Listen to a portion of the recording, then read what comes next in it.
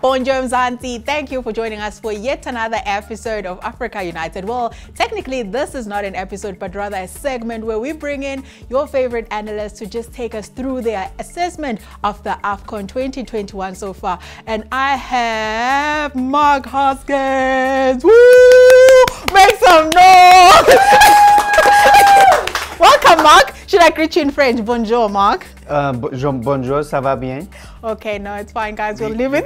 We'll leave it saying Ngumzulu, mina sanibona. So that's where it ends. Well, Mark, first question is not even a question. I just wanted to hear your view of the tournament so far since it started. How has it been like for you? Yeah, let's start there. It's been great. It's been great. I think the quality of football on display has been great. You know, a lot of people lament the fact that there's not a lot of goals being scored. But if you're a purist like me, I love the game and I love even seeing the defensive side of the game. So the most popular scoreline in the tournament so far is 1-0. And that speaks to professional games where it's really intense, it's really tight, it's a battle between two teams who are trying to outwit one another, trying to break one another down, and it's really close, and the difference often is one goal. And that speaks to great football. When it's entertaining, it's end-to-end stuff, so I'm really enjoying it. I think it's great football, so our superstars from the continent on display. It doesn't get better than that for me. Doesn't get better than that. Well, do you think, of course we've seen some shocking decisions. It's still the early days, but we've seen some shocking decisions. Do you think that in the long run, those decisions might overshadow the beautiful tournament that we are still anticipating, or it's just European journalists pushing their own agenda? What's your take on that? European journalists are always going to push their own agenda. They're always going to, be for their own, I guess, and they want their, they're missing superpowers. They're missing some top players. We saw Liverpool, they're not quite Liverpool without the three Africans that are on display in this tournament. So yes, they're always going to push their own agenda, but I've never been a fan of VAR. I've never wanted VAR to be a part of our game because I believe the human element is taken out of it.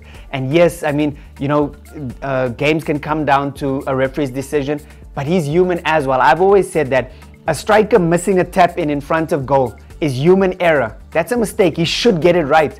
It's human error. The same way, referees are not always going to get decisions right. As long as there's no cheating, I don't mind if referees make mistakes. But as long as there's no cheating, like clear, definite cheating, I don't know what to make of calling a game in the 85th minute, though. I don't know what that is. Whether that's cheating or not, I don't know. But enough has been said about that. But VAR is going to play a big role in this. And so if referees still get decisions wrong after they've reviewed it, does it help the game? I think not. So, but that's just my opinion. Oh, that's his opinion. You can also give us your opinion. Remember that this is your show. It's not only our show. And I think we all have our favorite players. Before the tournament, we had players that we were looking out for. And now that the tournament has started, of course, you have players that you feel, you know what, he's impressive. I've liked Moses from Nigeria. I feel like he's making Nigeria play. I don't know about you, Mark. Who has been your standout player so far? Of course, it hasn't been a lot of games, but who has been your standout player so far? Well, my heart in this tournament is with Senegal. So I lean towards Sadio Mane, and you could see the role he plays for his team. He stepped up. He's one of the big players that is expected to shine, and for his country, he stepped up. I mean, everything that Senegal really created came through him. So he's done exceptionally well, and I'm hoping he can continue throughout the tournament. But like you, I was also watching Nigeria and Aina. The funny thing in South Africa, we say Aina, is when something hurts. He was hurting Egypt on the day for me, the right fullback of Nigeria, overlapping up and down the wing. He looked really, really good. Pace, power. He's the one, I mean, even who he never gives up on anything. I think Owani nearly scored a cross of his where the ball, he had no right to get to the ball, but he got there, cut it back. Owani, header, Al-Shanawi save. It should never have happened. That's the type of players I love. So those two players, if I'll give you two, it's a bonus. So for me, Sadio Mane and Aina from Nigeria. Well, Mark, you can give me a fist bump because I also picked Senegal as my favorite team to actually go all the way and clinch the AFCON. Well, they haven't been that impressive, but I still tip them to go all the way. And I'm gonna put you in the sport, actually. I know you feel they are your favorite team and you like Sadio Mane, of course, like a whole lot of us. He's a proudly African person. But which teams do you think will make it all the way to the final? I think the most impressive team for me in the opening round of fixtures that I've seen is Nigeria. against an Egypt team. That was probably the most highly anticipated match of the first round. And I think Nigeria just looked the part. I mean, the pace, power, the unity within the team, they looked the part. And so Nigeria are very impressive. So I think they're going to surprise a lot of people. Cameroon, obviously, as the host nation, are they going to be there? So those three teams, Senegal, Nigeria, and Cameroon, I expect to be probably 3 in the final 4. And we've seen with your North African countries, I don't know, in terms of, if you want to touch on terms of the weather and the weather in Cameroon, I've seen a lot of teams struggling. It's like they're huffing and puffing in between games.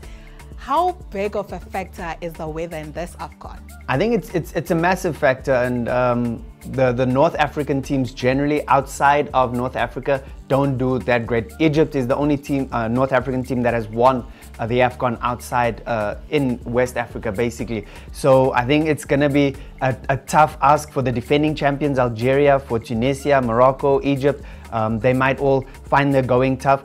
But you can never count them out. They have the fortitude to put everyone under pressure, but I think it is in West Africa, and I think they'll always be the favorites. Thank you, Mark. Well, there you have it. He has picked his teams who he feels will go all the way to the final. I have picked my team. Who are your favorite to go all the way to the final? It is a difficult one to predict so far because a lot is happening, and you know, there's new talent every day. So give us your views. Tell us which teams are your favorite, which players are your favorite, and tag us using the hashtag Africa United or AFCON21 or the third hashtag. You know we love football right here on SABC Sport, so we can use We Love It here.